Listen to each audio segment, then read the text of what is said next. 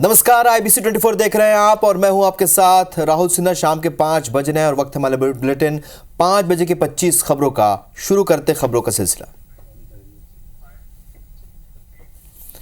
तो प्रधानमंत्री नरेंद्र मोदी ने परीक्षा पे चर्चा के 7वें संस्करण में देश भर के छात्रों, अभिभावकों और शिक्षकों से बातचीत की। करीब पौने 2 घंटे तक पीएम सुर की मेगा क्लास में बच्चों को परीक्षा में बेहतर प्रदर्शन से लेकर बेहतर नागरिक बनने के गुर मिले हैं। तो पीएम ने बच्चों के साथ साथ उनके माता पिता और शिक्षकों से भी बात की। प्रधानमंत्री ने बेहद सरल और मजेदार अंदाज में बच्चों के हर एक सवाल का जवाब दिया। कैसे बोर्ड परीक्षा की तैयारी की जाए, टाइम मैनेजमेंट कैसे हो, मोबाइल के दुष्प्रभाव से कैसे बचा जाए, इन सभी सवालों का जवाब प्रधानमंत्री ने दिया। उन्होंने ये भी बताया कि वो कैसे इतने पॉजिटिव रहते हैं और प्रधानमंत्री के रूप में आने वाली चुनौतियों का सामना कैसे करते हैं। परीक्षा पे चर्चा की ये 10 बातें हर एक छात्र, अभिभावक और शिक्षक को जरूर जाननी चाहिए। हमारे सभी विद्यार्थी साथियों ने कुछ न कुछ इनोवेशन किए हैं। जल, थल, नभ और स्पेस और एआई, इन सभी क्षेत्रों में देश की भावी पीढ़ी क्या सोचती है, उसके पास कैसे कैसे सॉल्यूशंस हैं, ये सारी चीजें मुझे देखने का अवसर मिला। ऐसा लगा कि अगर मेरे पास 5-6 घंटे होते तो वो भी कम पड़ जाते हैं। नागरिकता संशोधन अधिनियम यानी CAA को लेकर केंद्रीय मंत्री शांतनु ठाकुर का बड़ा दावा है। 1 हफ्ते के अंदर देश में CAA लागू हो जाएगा, ये उन्होंने कहा। सिर्फ बंगाल ही नहीं, देश में, पूरे देश में लागू होगा CAA, ये कहा। पश्चिम बंगाल के दक्षिण 24 परगना में उन्होंने अपना ये बयान दिया। उन्होंने कहा कि मैं मंच से गारंटी देता हूं कि 7 दिनों में CAA लागू हो जाएगा। বর্তমান বিজেপি সরকার কেন্দ্রে সিএ লাগু করেছে। সিএ লাগু করলে আর কোন সরকারের ক্ষমতা নেই আমাদেরকে যখন খুশি ঘাড় ধাক্কা দিয়ে দেশ থেকে বার করে দেয়। भुवनेश्वर में कांग्रेस के अध्यक्ष मल्लिकार्जुन खड़गे ने बड़ा बयान दिया। उन्होंने कहा कि मोदी दोबारा सत्ता में आए तो कोई चुनाव नहीं होगा। आपके पास मतदान करने का आखिरी मौका है, इसके बाद यहां रूसी राष्ट्रपति की तरह चुनाव होगा। ओडिशा बचाओ समावेश रैली के दौरान उन्होंने ये बयान दिया। ये आखिरी चुनाव है। मोदी अगर फिर से आए तो नई चुनाव होंगे, नहीं करने देगा और डिक्टेटरशिप आएगी। क्या यह संविधान बचेगा? क्या यह डेमोक्रेसी बचेगी? इसीलिए ये आखिरी चांस है आपको वोट देने का। इसके बाद कोई वोट नहीं देगा, क्योंकि ये पुतिन, रशियन पुतिन का जो प्रेसिडेंट इलेक्शन होता ना, वैसा ही होते चले जाएंगे। निर्वाचन आयोग ने राज्यसभा चुनाव का ऐलान कर दिया है और 56 सीटों के लिए 8 फरवरी से नामांकन भरे जा सकेंगे। छत्तीसगढ़ में 1, मध्य प्रदेश में 5 सीटों के लिए चुनाव होगा। 27 फरवरी को राज्यसभा की सीटों के लिए वोटिंग होगी।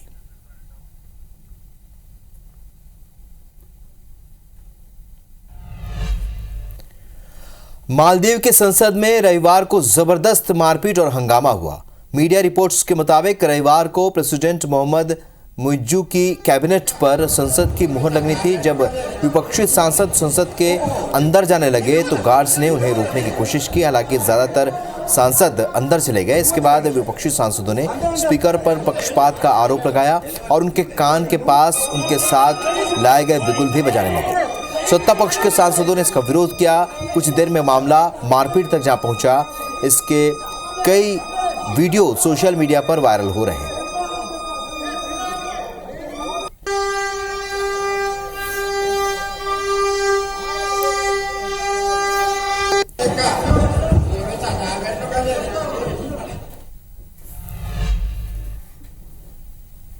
भोपाल से एक अहम खबर आपको बता दें, जहां पर पीसीसी दफ्तर में कांग्रेस के नेता आपस में भिड़ गए।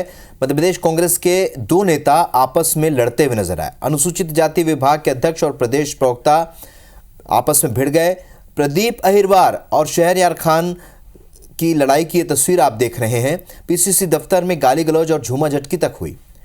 तो झूमा झटकी का वीडियो भी सामने आया है। देखिए आप, जो लुढ़क कर गिरे हैं उनका नाम शहरयार खान है। शहरयार प्रदेश प्रवक्ता है कांग्रेस के। वहीं धक्का देने के बाद कुर्सी उठाने वाले नेता कांग्रेस के एससी मोर्चा के प्रदेश अध्यक्ष प्रदीप अहिरवार हैं। पीसीसी के मीडिया सलाहकार पीयूष बबेले शहरयार खान को गिरने के बाद रोकते हुए भी नजर आ रहे हैं। कांग्रेस मीडिया सेल के प्रदेश उपाध्यक्ष अवनीश बुंदेला प्रदीप अहिरवार को रोक रहे हैं। यानी ये तस्वीर देखिए, पीसीसी दफ्तर में कांग्रेस के नेता आपस में किस तरीके से लड़ते हुए नजर आए, एक दूसरे को धक्का मुक्की करते हुए नजर आए, एक दूसरे पर हमले करते नजर आए। तो ये भोपाल पीसीसी दफ्तर के भीतर की ये तस्वीर है, जहां पर आदिम जाति मोर्चा के प्रदेश अध्यक्ष और शहरयार खान आपस में लड़ते नजर आ रहे हैं। प्रदेश प्रवक्ता और प्रदेश अध्यक्ष कांग्रेस के एससी मोर्चा के।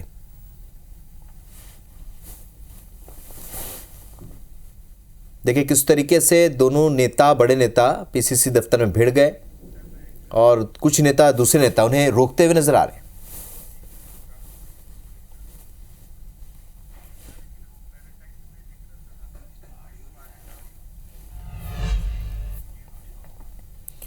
इंदौर जिला कोर्ट में हनी ट्रैप केस पर सुनवाई हुई। सरकारी वकील ने 3 में से 2 बिंदुओं का जवाब दिया। रूपा अहिरवार के मत प्रतिवेदन पर आपत्ति जताई। मोबाइल की मांग को लेकर प्रतिवेदन दिया गया था। एसआईटी प्रमुख चेंज होने के बाद 2 बिंदुओं पर जवाब पेश नहीं हुआ। सरकारी वकील ने कोर्ट में कहा, कमलनाथ जांच में सपोर्ट नहीं कर रहे। 10 फरवरी को मामले पर अगली सुनवाई होगी।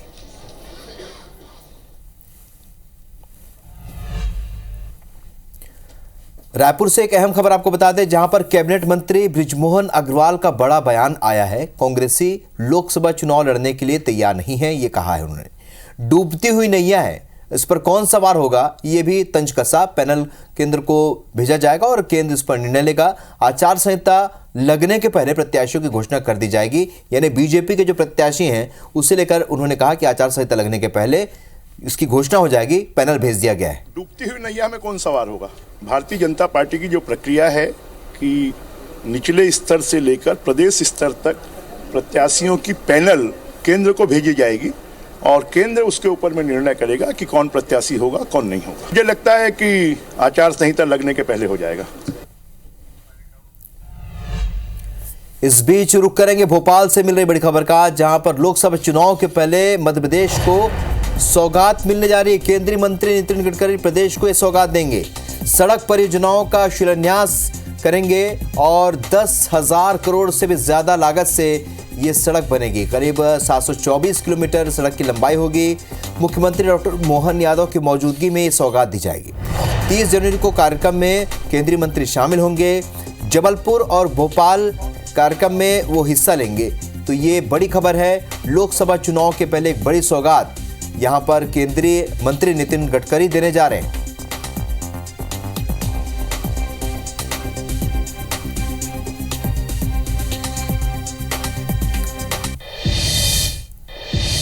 आगे बढ़ते हैं। मुख्यमंत्री विष्णुदेव साय की पत्नी कौशल्या साय का बयान सामने आया है।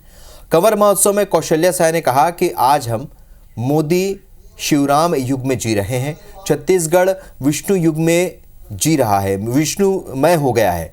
अब सारा काम साय साय करते जाना है। मोदी युग में भी है, शिव युग में भी जी रहे हैं, राम राज्य में भी रह रहे हैं और छत्तीसगढ़ विष्णु युग हो गया है। तो इस तरीके से अब हम लोगों को अपना सारा काम सहाय सहाय सहाय सहाय करते जाना है। डिंडौरी से बड़ी खबर, जहां पर एसडीएम निशा नापित की मौत के मामले में बड़ा खुलासा हुआ। तकिए से मुंह दबाकर पति ने एसडीएम की हत्या की थी। बालाघाट के डीआईजी मुकेश श्रीवास्तव ने प्रेस कॉन्फ्रेंस करके इसका खुलासा किया है। आरोपी पति मनीष शर्मा को पुलिस ने गिरफ्तार कर लिया है। वारदात को अंजाम देने के बाद साक्ष्य मिटाने की कोशिश भी यहां की गई थी। एसडीएम से लगातार पैसों की मांग की जा रही थी। सर्विस बुक में नामिन नहीं बनाए जाने से भी नाराज था पति। तो ऐसे में एसडीएम की हत्या के मामले में बड़ा खुलासा हुआ है।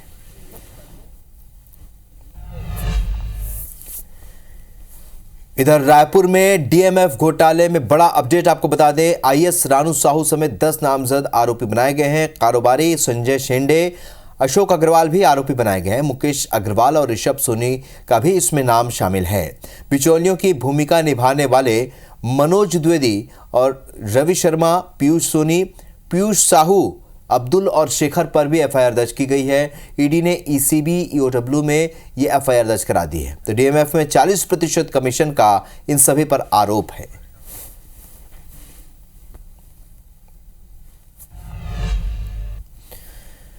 इंदौर में मिथ्या पब में युवक युवतियों और सेना के जवानों के बीच मारपीट के बाद सेना के अफसरों ने एक्शन लिया है। उन्होंने पब के मैनेजमेंट से पब के सीसीटीवी फुटेज मांगे हैं, जिसके बाद पुलिस ने सभी फुटेज आर्मी अफसरों को उपलब्ध कराते हुए दोषी जवानों पर कार्रवाई की मांग की है। घटना पर संज्ञान लेते हुए कलेक्टर आशीष सिंह पब और बार संचालकों को चेतावनी देते हुए नजर आए और कहा कि देर रात तक खुले रहने वाले पबों पर जल्द ही एक्शन लिया जाएगा। उन्होंने कहा कि नियमों का उल्लंघन करने वालों पर कड़ी कार्रवाई की जाएगी। पब प्रबंधन ने पुलिस को जो सीसीटीवी फुटेज सौंपा है, उसमें सेना का जवान युवक को बॉटल फेंककर मारता हुआ नजर आ रहा है। हालांकि वो बॉटल उसके ही साथी जवान को जाकर लगी थी।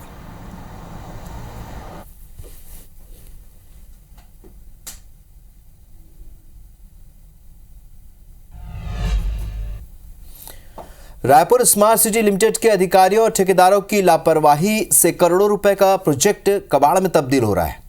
रायपुर स्मार्ट सिटी लिमिटेड ने शहर में अलग अलग जगहों पर 3.25 करोड़ रुपए की लागत से ई टॉयलेट बनाए थे, लेकिन ठेका कंपनी की लापरवाही से अब सभी ई टॉयलेट यूनिट डिब्बे बनकर रह गए हैं। बता दें कि कंपनी को 1,85,00,000 रुपए का भुगतान इसके लिए किया जा चुका है। मध्य प्रदेश में इन दिनों लोग डर के साए में जीने को मजबूर हैं। ये डर किसी वायरस या नई बीमारी का नहीं है, बल्कि ये डर है आवारा कुत्तों का। जी हां, मध्य प्रदेश में पिछले कुछ दिनों से लगातार डॉग बाइट के केस लगातार बढ़ते जा रहे हैं और हर रोज कुत्ते के काटने से कई पीड़ित एंटी रेबीज का इंजेक्शन लगवाने के लिए अस्पताल पहुंच रहे हैं। सबसे ज्यादा डॉग बाइट के मामले ग्वालियर जिले में सामने आए हैं। यहां बीते 24 घंटे में 493 लोग डॉग बाइट का शिकार हो चुके हैं। वहीं नगर निगम का दावा है कि बर्थ कंट्रोल का टेंडर होने तक अस्थायी तौर पर डॉग्स को रखने का सेंटर शुरू कर दिया गया। इंदौर में बदमाशों ने आगजनी की और घर के बाहर खड़े वाहन में आग लगा दी और पूरी वारदात का सीसीटीवी फुटेज भी सामने आया है। सीसीटीवी फुटेज के आधार पर पुलिस आरोपियों की तलाश में जुट गई है। दोनों बदमाशों पर कई आपराधिक मामले पहले से ही दर्ज हैं और बाणगंगा थाना क्षेत्र का यह मामला है। इंदौर में सिटी बस कंडक्टर की गुंडागर्दी सामने आई है। बस में पास दिखाने की बात पर विवाद हुआ और विवाद के बाद यात्री के साथ मारपीट की गई और विवाद का वीडियो सोशल मीडिया में वायरल हो रहा है।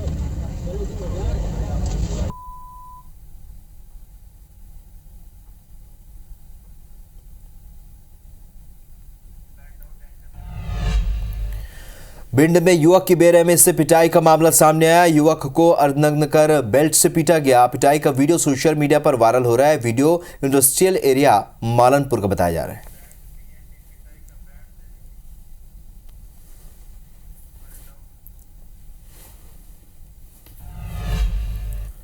भिंड में अवैध हथियार बनाने की फैक्ट्री पर पुलिस ने दबिश दी। 7 देसी कट्टे और कट्टे बनाने का सामान जब्त किया गया। फैक्ट्री का संचालन सरसों के खेत में किया जा रहा था।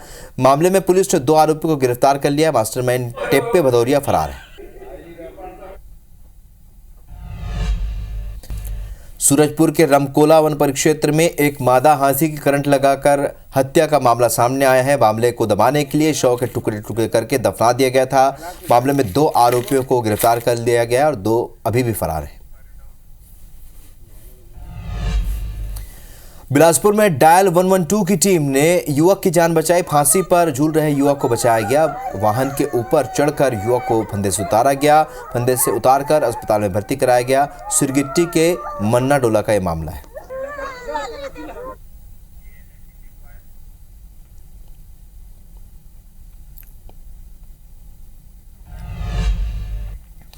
दिल्ली के वजीराबाद के पुलिस ट्रेनिंग स्कूल के मालखान में आज सुबह आग की लपटों से ये दहक उठा, जिसमें वहां रखी 4 पहिया और 2 पहिया वाहन धू कर जलने लगे। आग को बढ़ता देखकर पुलिस कर्मचारियों ने दमकल विभाग को कॉल किया और मामले की जानकारी दी, जिसके बाद दमकल विभाग की टीम ने यहां पर आग पर काबू पाया। तमिलनाडु में भीषण सड़क हादसे में 6 लोगों की मौत हो गई और ट्रक की टक्कर से कार सवार 6 लोगों की मौत हुई है।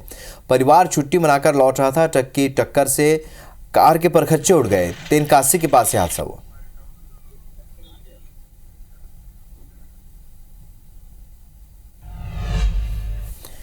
भोपाल में सरकार 40 जगहों पर ई चेक पोस्ट बनाएगी और चेक पोस्ट पर एआई से वाहनों की जांच होगी। रेत परिवहन की मात्रा का पता इससे लगाया जाएगा। स्टेट कमांड सेंटर और जिला कमांड सेंटर भी बनाए जाएंगे। परियोजना की लागत 28 करोड़ रुपए आएगी।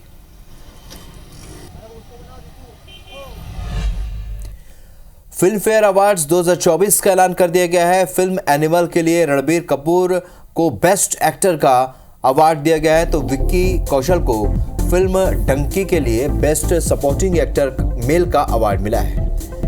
विधु विनोद चोपड़ा की 12वीं फेल के लिए सर्वश्रेष्ठ निर्देशक का अवार्ड दिया गया है।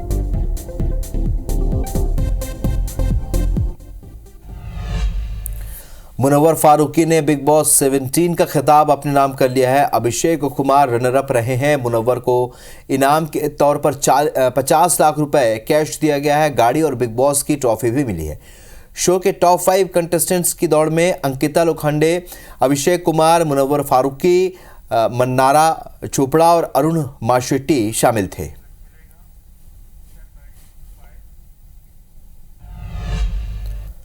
दो क्लाइमेट एक्टिविटीज ने रविवार को पेरिस के लोवर म्यूजियम में मोनालिसा की पेंटिंग पर सूप फेंक दिया।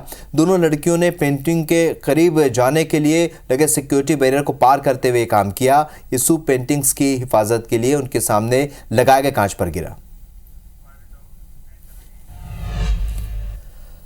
अयोध्या में रामलला विराजमान हो चुके हैं। इसके साथ ही राम के नाम पर लूट भी शुरू हो गई है। अरुधंती भवन के शबरी रसोई रेस्टोरेंट की रेट लिस्ट सोशल मीडिया पर वायरल हो रही है। यहां पर चाय 55 रुपए और टोस्ट 65 रुपए कीमत में बिक रहा है। हम बिल लेते हैं तो बिल के पीछे की सच्चाई भी ये है कि हम सारी सुविधाएं, मूलभूत सुविधाएं जो किसी 3 स्टार या 4 स्टार होटल में मिलती हैं, वैसी सारी सुविधाएं भी हम उसको दे रहे हैं। बैठने के लिए अच्छा सिटिंग। आज संकट चतुर्थी है और मंगल कामना और संकट के नाश के लिए भक्त निर्जला व्रत रखते हुए भगवान गणेश की आराधना करते हैं। आज के दिन गणपति बप्पा को तिल और गुड़ का भोग भी लगाया जाता है और यही वजह है कि इसे तिल चतुर्थी भी कहते हैं।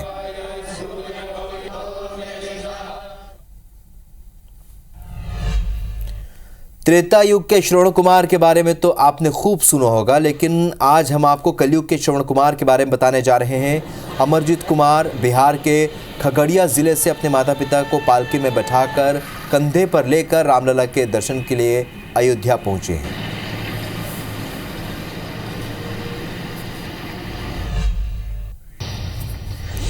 सीएम योगी आदित्यनाथ अयोध्या पहुंचे। राम मंदिर में सीएम योगी ने पूजा की। यूपी की राज्यपाल आनंदीबेन पटेल बांदा पहुंचे। कृषि एवं प्रौद्योगिकी विश्वविद्यालय के दीक्षांत समारोह में शामिल हुई। बिजनौर के नूरपुर रोड स्थित निजी बैंक्वेट हॉल में श्री रामोत्सव जन सहयोग एवं कार सेवक सम्मान का आयोजन किया गया। बिहार के मुख्यमंत्री नीतीश कुमार के एनडीए के साथ जाने पर सपा सांसद डॉक्टर एसटी हसन ने अपनी प्रतिक्रिया दी। बुलंदशहर में कार सवार युवती पर दूसरी कार में सवार 4 लोगों ने फायरिंग कर दी। उत्तर प्रदेश और उत्तराखंड की हर खबर को जानने के लिए IBC 24 यूपी UK को सब्सक्राइब करें और नोटिफिकेशन बेल दबाना ना भूलें।